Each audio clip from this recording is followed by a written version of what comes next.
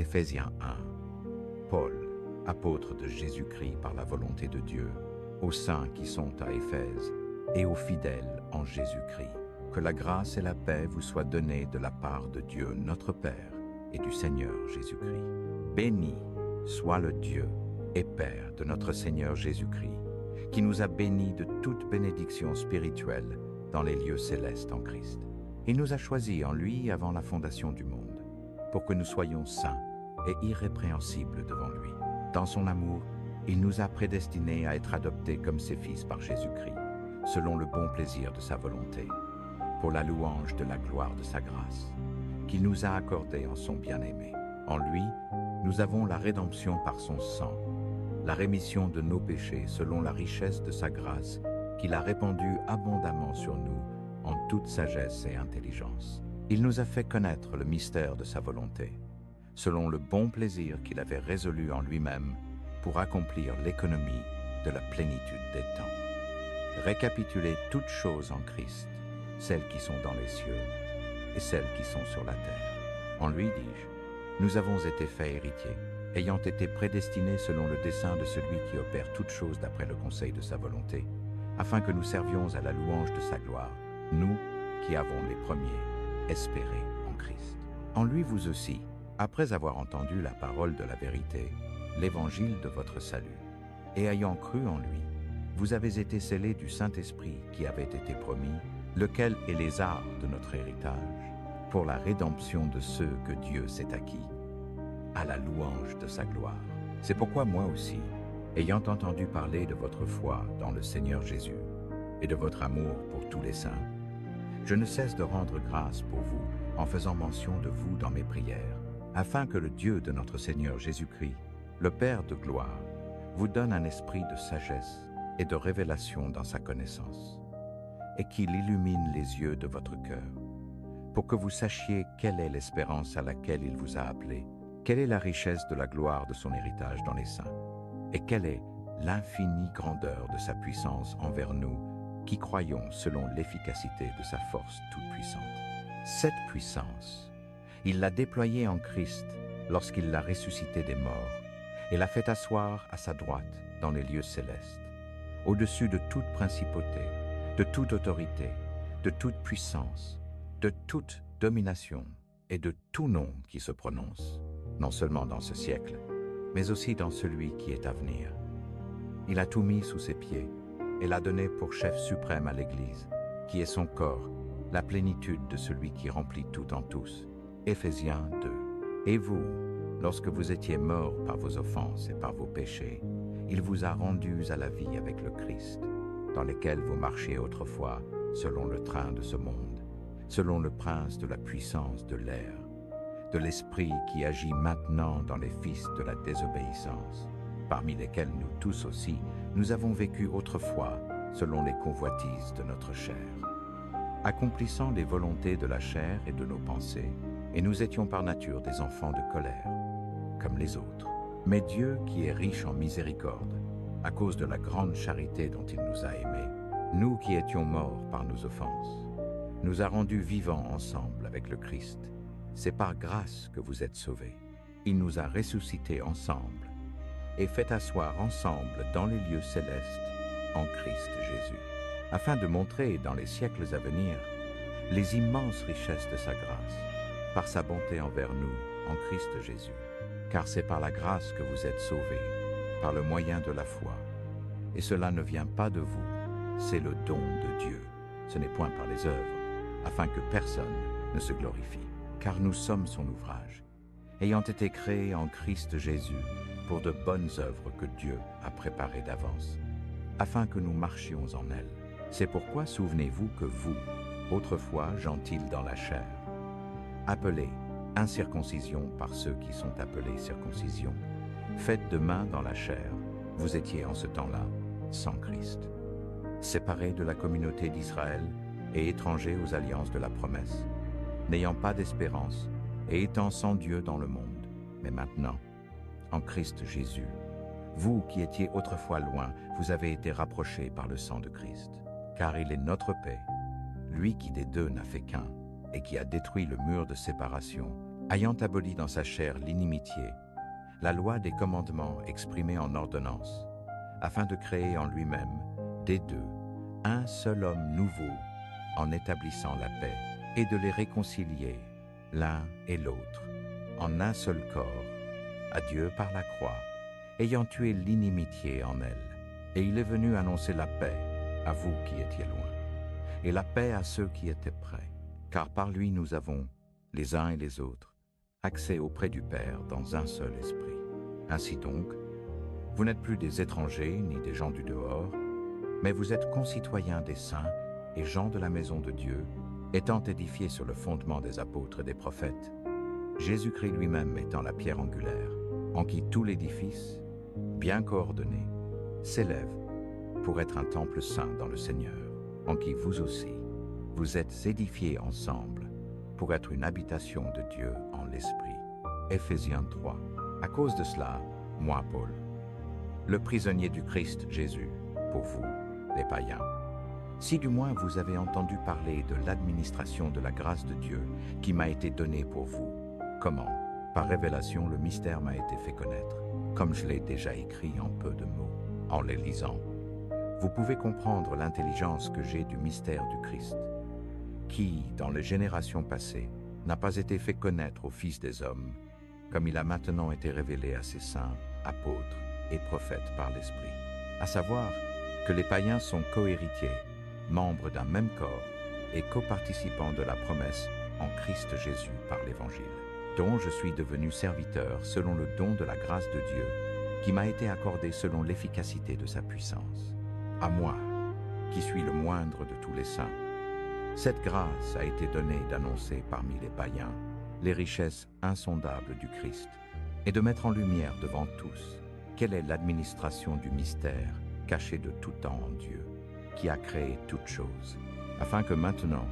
aux principautés et aux autorités dans les lieux célestes, soit donnée à connaître par l'Église la sagesse infiniment variée de Dieu, selon le dessein éternel qu'il a accompli en Christ Jésus notre Seigneur, en qui nous avons l'assurance et l'accès auprès de Dieu avec confiance, par la foi en lui. C'est pourquoi je vous demande de ne pas perdre courage à cause de mes tribulations pour vous.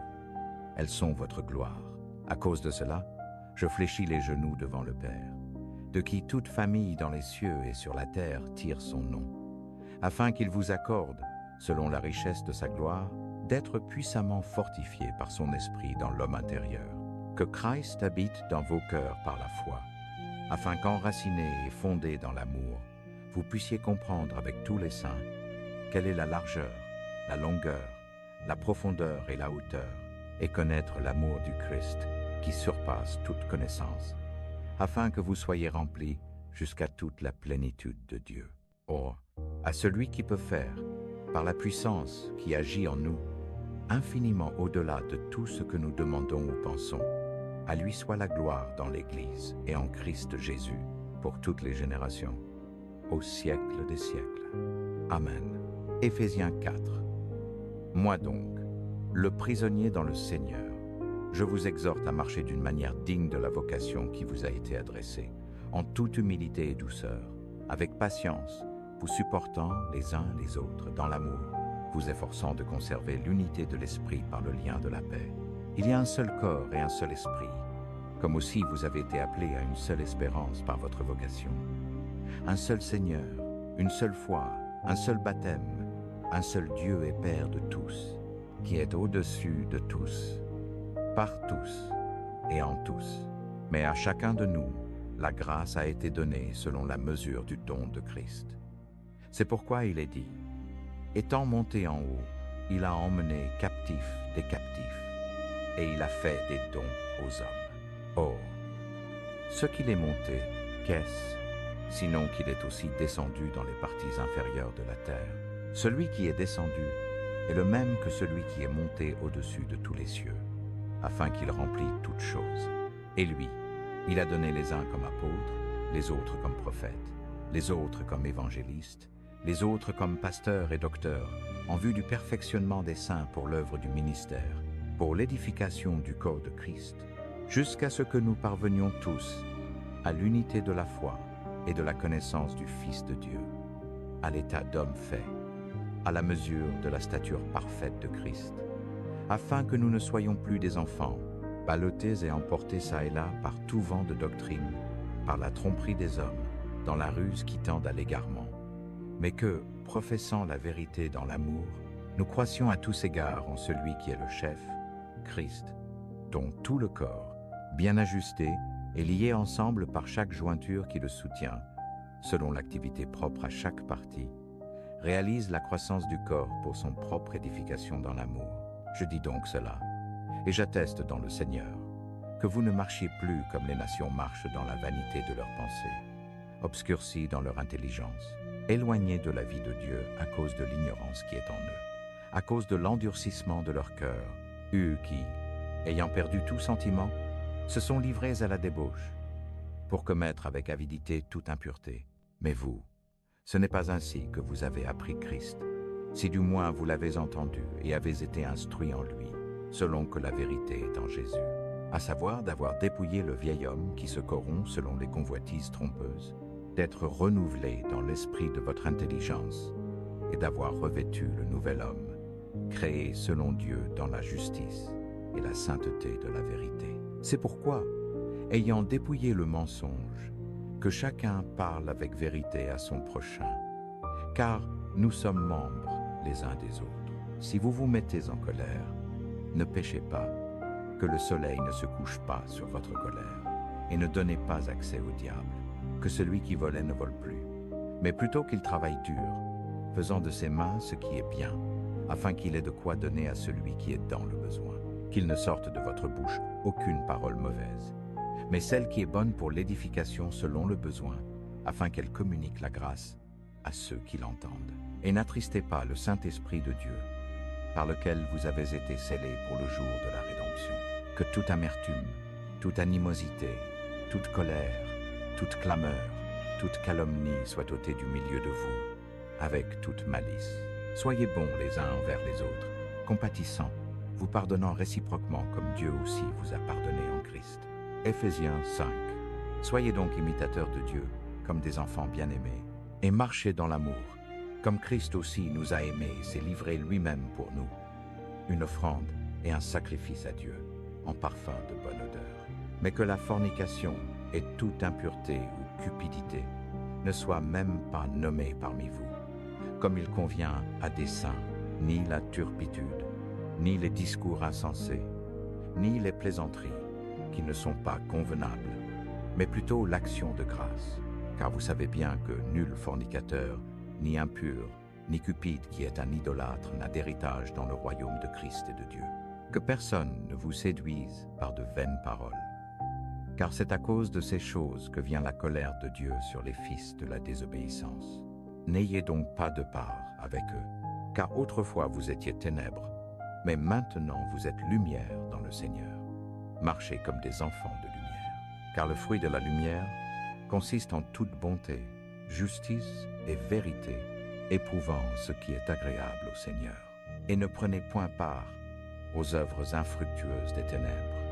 mais plutôt reprenez-les, car les choses qui se font en secret par eux, il est honteux même de les dire. Mais tout ce qui est repris est manifesté par la lumière, car tout ce qui est manifesté est lumière. C'est pourquoi il est dit, « Réveille-toi, toi qui dors, et relève-toi d'entre les morts, et Christ t'éclairera. » Prenez donc garde à la manière dont vous marchez, non comme des insensés, mais comme des sages, rachetant le temps, car les jours sont mauvais. C'est pourquoi ne soyez pas imprudents, mais comprenez quelle est la volonté du Seigneur, et ne vous enivrez pas de vin dans lequel il y a de la dissipation, mais soyez remplis de l'Esprit, vous entretenant par des psaumes et des hymnes et des cantiques spirituels,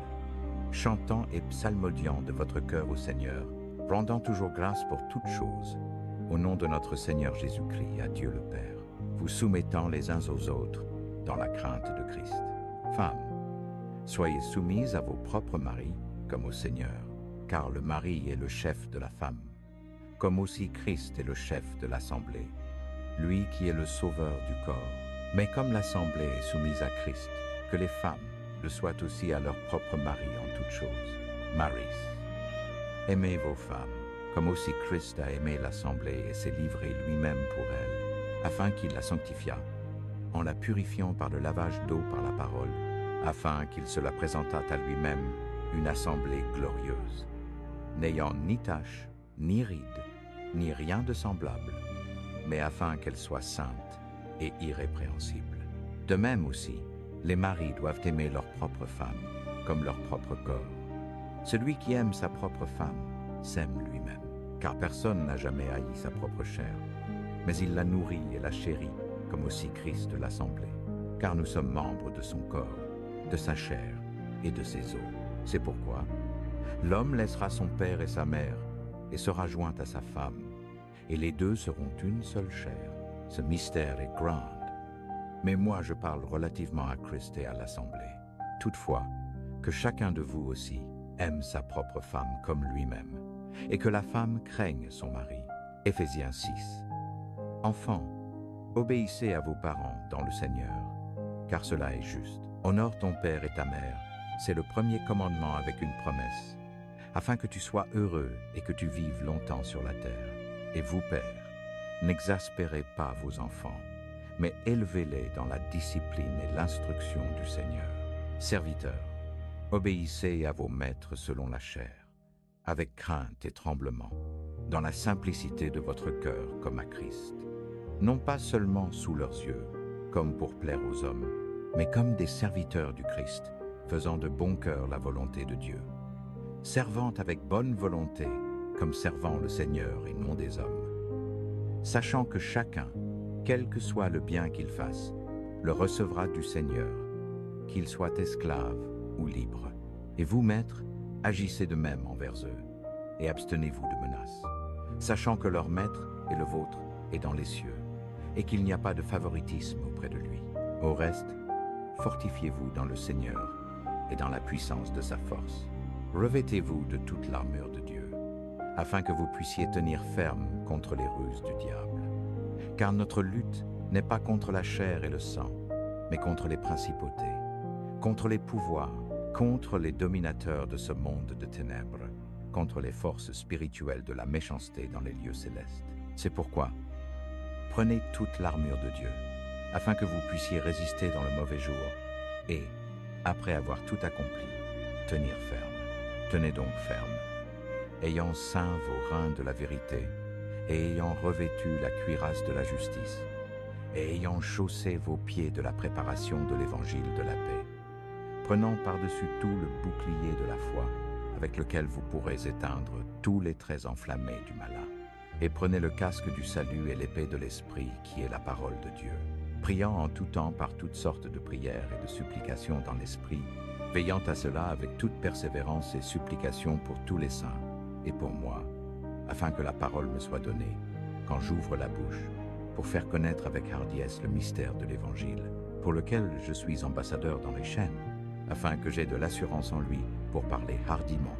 comme je dois parler, mais afin que vous aussi vous sachiez mes affaires. Comment je vais, Tychik, le frère bien-aimé et fidèle serviteur dans le Seigneur, vous fera tout connaître. Je l'ai envoyé vers vous tout exprès, afin que vous connaissiez notre situation et qu'il console vos cœurs. Paix aux frères et amour avec foi, de la part de Dieu le Père et du Seigneur Jésus-Christ. Que la grâce soit avec tous ceux qui aiment notre Seigneur Jésus-Christ, d'un amour incorruptible.